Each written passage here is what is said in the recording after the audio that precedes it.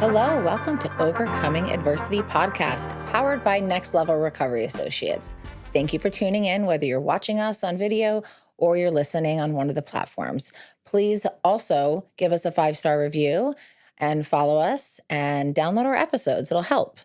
So today I'm back with Sarah. She was here. I'm back. Yeah, she's had some baby drama. Just a little baby drama. Yeah, when you have a 1-year-old and a 3-year-old in daycare, it's definitely always something. Absolutely. There's always something at every age. Yeah. So today we decided we wanted to discuss kind of a shift that we've had and this journey of our professional life. We have done certain things and been in certain rooms, and we feel like, I'll just speak for myself and you can speak for yourself. I feel like I want to be around people that make me feel good, and I want to be selective, obviously, with my time out of house, not, because I can get a lot done on the computer and virtually. So where I'm spending my time with professionals in, whatever realm, all the different kinds of professionals we work with, I want to do it where it feels good, where it's productive, where it's not redundant. And I think that we've really stepped and leaned into that. And I'm proud of us for that. Yeah. How'd you get to that point?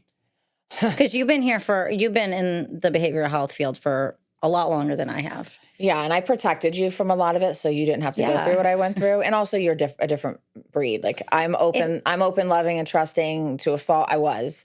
I believed everybody was good. Everybody was, doing the right thing, like I was trying to do. And I realized, oh no, that's not the case. And that's okay for them. God bless wherever they are in their journey. However, for me, it was.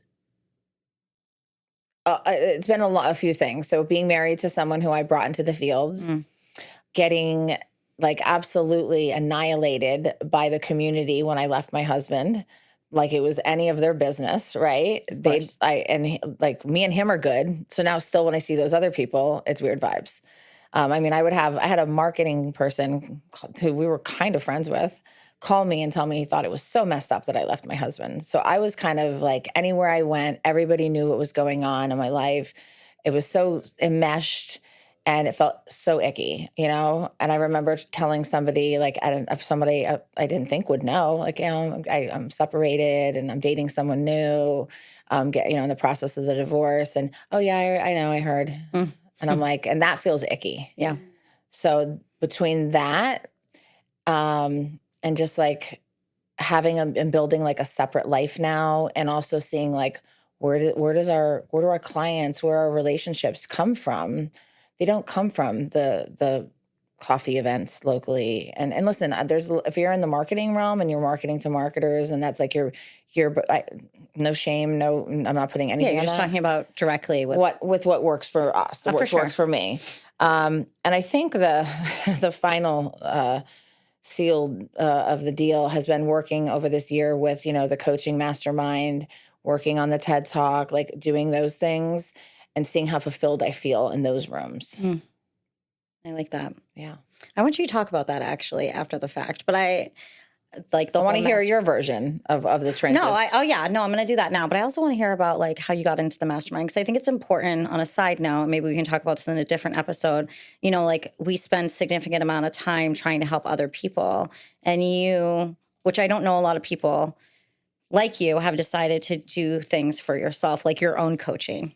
So I definitely think we should talk about that in the future. I don't know. I came from a background in nursing. I've never been in this field. I didn't really know much about it. Like really it was like you're standing up for 12 hours a day taking care of patients. Like there was some drama, obviously, like once in a while with CNAs and nurses and doctors and that kind of stuff. But I really have been sheltered with Next Level. I feel like I've really, like you and Blake had really connected me with like certain people. I hadn't really seen anything. I know for myself, I really try to always bring out the best in myself for other people and for myself. I think that like when we go to an event, like a big group setting, it's hard for me. I'm not a big people person. I'm more of like a one-on-one person. So a lot of times I feel like it's great to see all these people and like catch up. Not everybody, but a lot of people are in recovery. Maybe we've seen them in different periods of our recovery, or even I've seen people when they saw me when I wasn't sober. So that's cool. But for me, I feel like building relationships is really built on kind of that one-on-one Yeah. Or smaller group groups. settings. Yeah. I don't know. I feel like they give me anxiety. Like I like when we go, me and you as like a team, because we're like a team, and go and visit like a couple people and sit down and talk about, personal stuff, but also like the business, because it really is intertwined to a certain degree. And like what they're doing with their clients and like what they're seeing. So like this, the professionals or like some of the legal cases. Just feels more personable. I think that's kind of my whole thing.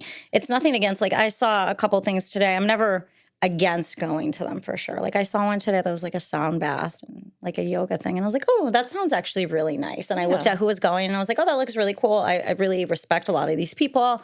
So I do keep an open eye, which I know you do too. Yeah, absolutely. But I really have been lately engaging in kind of that one-on-one. I feel like that's really where I show my I don't know if it's called like genuineness, if that's even a word. Or you really leaned into it. Yeah. You're like, I'm not someone who can do outreach and marketing. I'm not, and you literally, it's because you're pure and genuine and you're selective and you're really good at it. Yeah. You're good at building relationships and they're real. You're not trying to do it to be fake. We can all help one another and you're able to identify that pretty well. Yeah, I feel like I'm always kind to everybody, regardless if I work with them or not. Like if someone reaches out to us and they just need like an insurance-based rehab, right? Or a detox or whatever the case is, like I'll for sure like, hey, like I have a client, like I'll ask you. And like for sure, like those types of relationships. One thing that I've noticed in this field, which makes me a little sad, but I guess it's kind of like in any field, is we're really here because people are suffering. People are dying, and whether it's their mental health, whether it's substance use disorder, whatever the case is, like there are people dying every day. Yes. We need to do better. And we need to do better. I feel like there's so much cattiness. And like I've been to, and I know we talked about this before, I feel like sometimes I've been in situations where I felt like I was back in high school. Like that feeling that I felt where I was not good enough. And obviously that's on me, right? And stuff I have to work on. But like being completely new, not knowing anybody besides maybe people I've been in a fellowship with. There was like cliques of people where like I try to go talk to them and introduce myself and I felt like dismissed. Oh yeah. And there's a lot of that and it's not just you.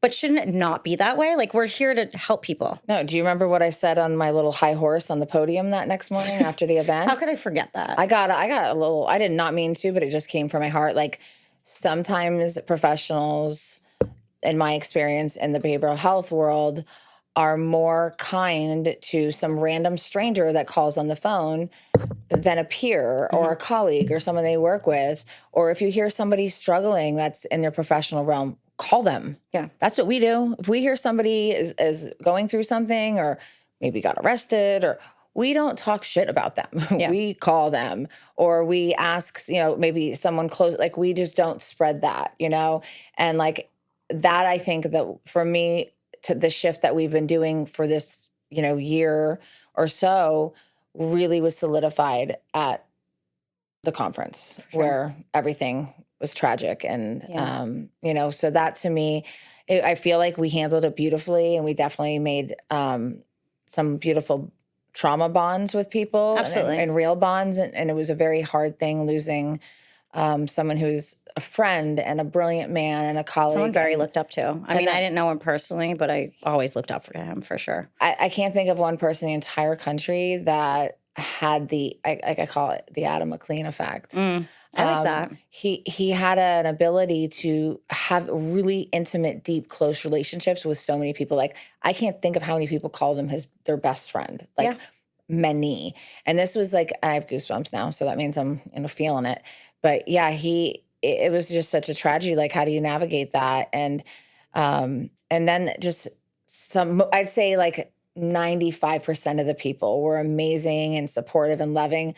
But that 5% that like sent jabs and were nasty and like not understanding, like, yeah, I had a personal relationship with him and I had to help oversee 165 people that I'm responsible for as a host and grieve and get through these processes. Yeah. So between that and then going to the service, the way I felt when I came home, I was like, I think I really want to stay in the lane that we're in. Like, we're doing like, I did the women's event for Hillary Phelps up in DC, awesome. Yeah. The editor of Women's Days there. Like, every single person walked up to everybody, was kind, loving. Like I was so exhausted after that in my last mastermind, but I was so heartful. Yeah, there's a difference. Yeah, I didn't feel any icky.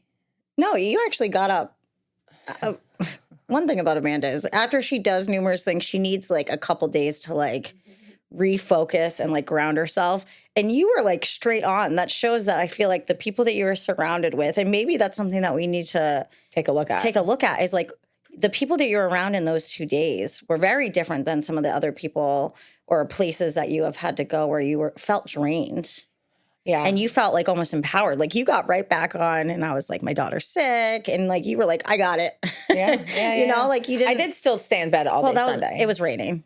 Well, I planned it. I told Phil, I told him before, I said, I need all day Sunday in bed or I'm not going to be okay. I know myself. And I still had some spirals and I worked through it with my therapist of like, just because I feel emotional when I get out of my home, when I'm run down, like things come up, it's just the way it is. But I know how to handle it now and prepare a little better. Yeah, no, you do great. I mean, it really shows. And it was just like and then at my mastermind, I'm with people from all over the country I've been in a group with for a year. And like, everyone is like, I'm so proud of them. They're all booking their TED Talks. They're all doing these things. Like nobody, it doesn't take away from my shine. Like I definitely am grateful for like that place in my life. And it's nothing to say about anything bad to anyone who goes to conferences. I just don't feel like right now in behavioral health, like that is where I belong. I want to bring the message that if I go speak at a behavioral health conference, I'm just going to say stuff that everybody there already knows. And most of the stuff is, unless it's like cutting edge new thing, and there's usually only a couple topics like that, right? But for me to bring this message to the rest of the world that does not know about, I like that does not know about all these things that are out there to help. Like when I spoke up in Orlando for Fit Team, so many people from all over the country had no idea that there was like therapy for this or help for this or a program for this or any kind of support out there. And so these people are suffering in silence and have no access to resources. So I want to be that like globally. I like that. Yeah. That's awesome. That's been like my new mission. No, that's a great mission. I can't even talk to that. So what I kind of want to touch upon, like, so what are the changes, like, with Next Level? Obviously, we talked about, like, where we're kind of putting ourselves into, like, where the energy, like, what does it look like? Like, what, for you at least, and I can touch upon myself. For me, it looks being, like, really selective, mindful. You know, I think we're doing a little bit better with scheduling, like, not overbooking ourselves. I mean, I definitely, these 2 weeks, that's not true, to be honest. I was going to say, wait. But I think, like, being mindful of, like, who we're going to spend our time with, who we're reaching out to. You know, we also have support in the background with our team doing some reach outs and relationship building for us. So I think, just focusing on what feels good, focusing on what the people that are actually we're working with, giving time and energy to where we choose and we have that ability. Yeah. And then also I definitely feel like I've been getting a deep calling for I need to do more content on social media, like get real, talk more. I definitely, and you don't, and hard for you to believe, but I've actually held back a ton. I don't believe that for a second. No, wait. And then also my friend, Marianne, I just shared the video of like, I had Stella on my lap and I went say hello to my I saw that, yes. And cause she told me, she's like, when her feedback, when I got up to speak was, you are so funny. And she's like, I wouldn't have known that unless I did that $1 Million Weekend with you, the speaking event. She goes, I think you need to lean into that. And it actually prompted me to now want to go do a stand-up comedy course. Oh my God, I used to want to do stand-up comedy. Let's go to a course. I'm like dry humor though. Remember we got in this fight over the comedian thing the other day? No, but like there's space for both. Yeah. Mine's like dark, I feel like, and like depressing. Yeah. Slightly. No. Yeah. Yours would be like funny, like strong female. Yeah. I think that I'm going to lean into it. I think I'm going to just be fun. Please do, because I'll be in the front row dying laughing. Yeah, no, I mean, even like on social media, I just want to be like, I just want to lean more into who I am and be fearless of what anyone will think. And I definitely have that still. I think you've definitely like grown with that too, I think in time. For sure. You have. No, I'm thinking of you finding the old videos of me and Blake from the beginning. Yeah, they were bad.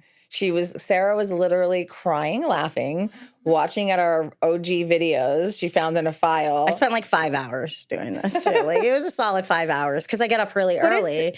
It's good though to see like where we started and where we are. Yeah. You know, and I built a massive following on LinkedIn with those crappy videos. I mean, that's impressive. Yeah. Because I'm not a social media person. I know that's something that I do need to work on. But I've really only, and maybe I didn't notice it because it's kind of gone on, but like from how you are on social media is really how in my head, I've always known you as. So to see the videos when you first started, I was like, this is really important. Like, I feel like you should show this because there's a lot of people, and it may not even be social media. It could be something else, but like you always start off in a space, even starting next level, right? And it's not going to initially be this like big blow up, right? And there's practice that has to go on. And people think I've always been here. Yeah. No. Oh, no.